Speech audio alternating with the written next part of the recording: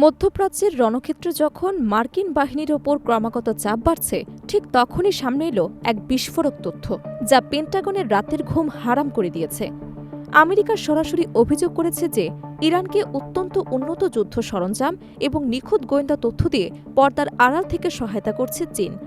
ড্রাগনের এই নিঃশব্দ পদচারণা কি তবে নতুন কোনো বিশ্বযুদ্ধের ইঙ্গিত দিচ্ছে?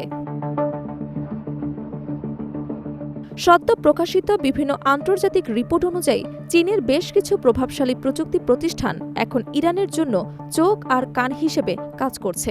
বিষয়টি কেবল মৌখিক অভিযোগে সীমাবদ্ধ নেই। মার্কিন গোয়েন্দারা প্রমাণ পেয়েছে যে অত্যন্ত নিখুঁত আর্টিফিশিয়াল ইন্টেলিজেন্স বা এআই ব্যবহার করে মার্কিন রণতরী ও বিমান বাহিনীর প্রতিটি ক্ষুদ্রাতিক্ষুদ্র গতিবিধি এখন রিয়েল টাইমে ট্র্যাক করছে তারা। কমার্শিয়াল স্যাটেলাইট থেকে পাওয়া বিশালাকার ডেটাকে সেকেন্ডের মধ্যে বিশ্লেষণ করে ইরানের সামরিক কমান্ডের হাতে পৌঁছে দেওয়া হচ্ছে। এর ফলে পারস্য উপসাগরে থাকা মার্কিনী ফৌজের প্রতিটি পদক্ষেপ এখন তেহরানের কাছে কাচের মতো স্বচ্ছ। সবচেয়ে ভয়ের বিষয় হল এই ডেটা অ্যানালাইসিস কোম্পানিগুলোর সঙ্গে সরাসরি যোগসূত্র পাওয়া গেছে চীনের পিপলস লিবারেশন আর্মির PLA। মার্কিন প্রতিরক্ষা বিশেষজ্ঞদের মতে এটি কোনো সাধারণ বাণিজ্যিক লেনদেন নয়, বরং এটি খোদ চীনা রাষ্ট্রের সরাসরি মদতপুষ্ট এক অতি গোপন অপারেশন। প্রযুক্তিকে ঢাল হিসেবে ব্যবহার করে তেহরানকে কার্যত একটি অভেদ্য গোয়েন্দা সুরক্ষা সরবরাহ করছে বেইজিং। আগে যেখানে মার্কিন বাহিনী অতর্কিত হামলার পরিকল্পনা করতে পারত, এখন চীনা প্রযুক্তির সহায়তায় ইরান সেই হামলার খবর আগেভাগেই জেনে যাচ্ছে। তবে গোয়েন্দা নজরদারিতে উঠে আসা সবচেয়ে ভয়ঙ্কর তথ্যটি হল রসদ সরবরাহ। সম্প্রতি চীন থেকে আসা 5টি বিশালাকার কার্গো জাহাজ ইরানের বন্দরে নোঙর করেছে। এই জাহাজগুলোতে ছিল বিপুল পরিমাণ সোডিয়াম পারক্লোরেট।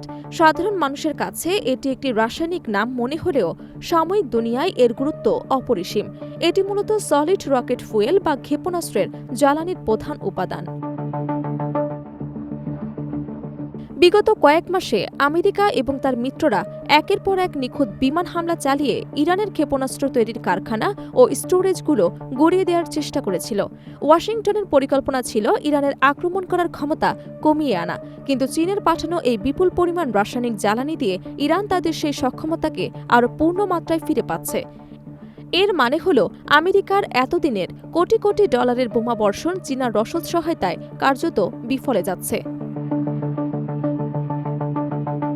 কয়েক মাস আগেই অভিযোগ উঠেছিল যে রাশিয়া তাদের স্যাটেলাইট নেটওয়ার্ক ব্যবহার করে ইরানকে সাহায্য করছে। এবার সেই অক্ষে যুক্ত হল বিশ্বের দ্বিতীয় বৃহত্তম অর্থনীতি চীন। দুই পরাশক্তির এই একাত্মতা মার্কিন বিশ্ব আধিপত্যের জন্য এক অস্তিত্বের সংকট হয়ে দাঁড়িয়েছে।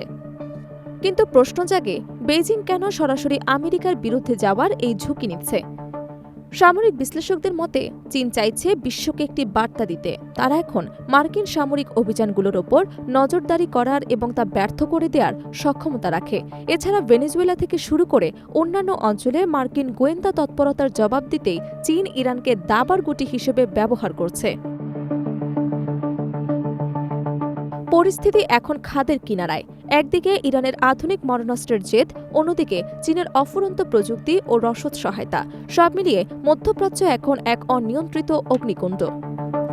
খোদ আমেরিকার অভ্যন্তরেই এখন জোরালো সমালোচনা হচ্ছে যে কেন মার্কিন প্রশাসন এই চীনা জাহাজগুলোর বিরুদ্ধে কোনো কঠোর ব্যবস্থা নিচ্ছে না। ডোনাল্ড ট্রাম্পের দম্ভক্তি বনাম চীনের এই নীরব কৌশলের লড়াইয়ে শেষ পর্যন্ত কারা জিতবে তার সময় বলবে। তবে চীন ইরান এই নেক্সাস যদি আরও শক্তিশালী হয়, তবে মধ্যপ্রাচ্যের মানচিত্র থেকে মার্কিন আধিপত্য চিরতরে মুছে যাবে। এটি সম্ভবত সেই সময়ের খেলা যেখানে বিশ্ব রাজনীতির ভাগ্য নির্ধারিত হতে যাচ্ছে।